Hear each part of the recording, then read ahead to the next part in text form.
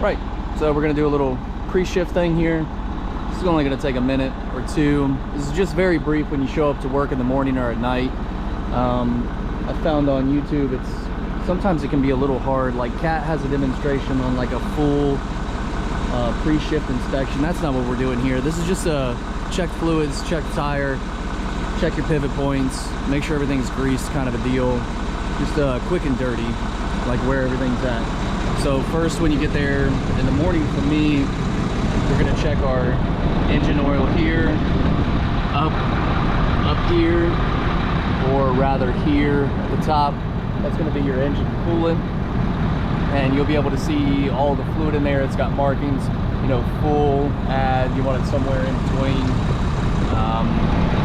Here's your fuel tank, fuel fill, def fill.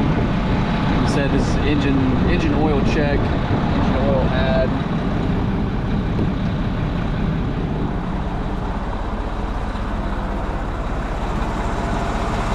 Down here it can be kind of hard to see, but this strip right here, this thing, it's a sight glass for your transmission fluid.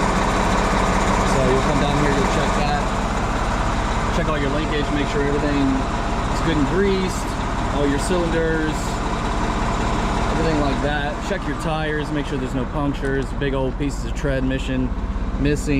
You want to check all your pivot points, make sure everything's getting greased. If it looks dry, then you need to address that.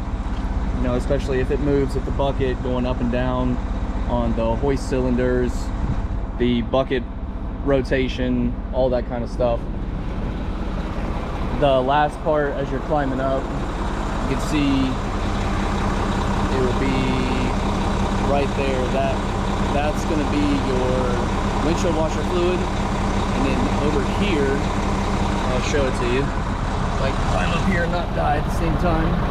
It's going to be your hydraulic fluid level right here. So everything you need is on basically what would be the driver's side of the vehicle. And you'll come up here.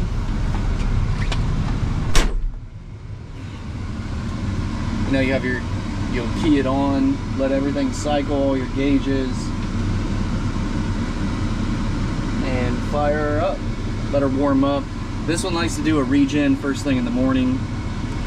So, I don't know, I sit there and I let it regen because it seems like it takes longer to regen if you're operating it than just letting it sit there at, you know, like 1300 RPM and just letting it regen, doing whatever it likes to do. So you got your, real quick on the panel here, these are your working lights. So you have two settings here, front and rear. This is going to be your headlights, which are these guys right here, that one, that one. This thing it's pretty well lit. I mean, you can light up the night. You can see pretty well at night. It's actually kind of nice. Here's your high and low beam switch right here. I mean, other than that, these are to set your kickouts for your hoist, bucket tilt, auto ride, and then your transmission, like locking it into like four-wheel drive basically here. This is your neutralizer. Oh no, I'm sorry, no, this is the shifting. This is how you select either manual or automatic shifting mode. This is going to be your transmission lock for like four-wheel drive, more or less. And then your auto ride. This is your neutralizer. I don't use it. I try to split the lift because I'll be really honest with you, I'm not the greatest at using the neutralizer. I find that what happens is it diverts power from the transmission to the hydraulic system, and I don't know, I prefer not to use it, and I've gotten good enough to where I don't have to be on the brake while I'm lifting up to the truck until I get it lifted all the way up and I'm ready to use the brake to slow down. So I do a split lift, which I think you guys have seen in some of my videos. I'm lifting as I'm going back, and then as I continue to the truck, I continue the lift up. So But that's the neutralizer, and I think Cat would probably tell you that you need to get comfortable using this. You can select like how much pressure you need to put on the left pedal in order to use the neutralizer. So like on it'll say like slight grade, medium grade, or slope. Maybe it's slight slope. I don't know. Let's look at it here.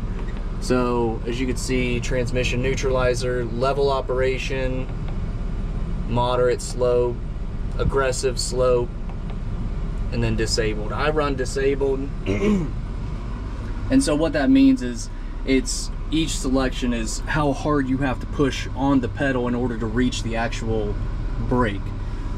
So on the level operation, you barely just have to touch it, and you will,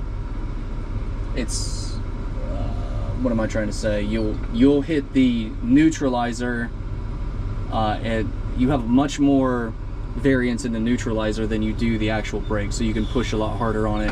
Whereas the aggressive slope, you barely have to push on it in order to reach the brake. So, and then the moderate is somewhere in between. You'll have your parking brake here. This is to store your load, reset it. I've ran through already how to zero out the payload system. The rest of it's pretty explanatory. So after each time you load a truck, you're gonna hit this and it'll store the load information, and it doesn't zero it out, but it will reset the scale back to 0. So it's like it stores the information and then, you know, kind of resets it back to 0. But if you want to zero it, as I've shown before in a previous video, you'll have to rack the bucket back, lift it up, get a 0 weight, and then hit the actual 0 button, which is right here. So these are two different things. This is the auto dig feature. I don't mess with that. Horns right here. Other than that, you have your right here in the front, this button here is a shift down for right stick, and over here on your left stick, this of course is your steering. So left is left, right is right. This thumb roller here, that's also a shifter for your left hand.